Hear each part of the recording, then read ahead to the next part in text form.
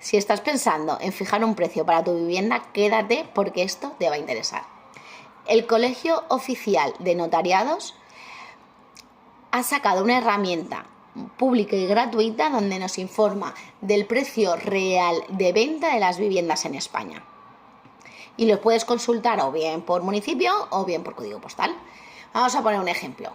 En Valencia Capital, el precio que nos marca el notariado es de 2.315. Y el precio ofertado que nos marca el portal inmobiliario Idealista es de 3.227 euros el metro cuadrado. Esto quiere decir que está un 40% por encima del precio real de venta.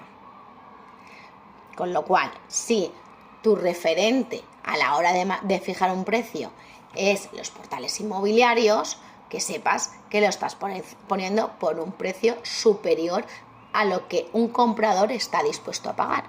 Con lo cual, tu vivienda se quema y normalmente tú con ella.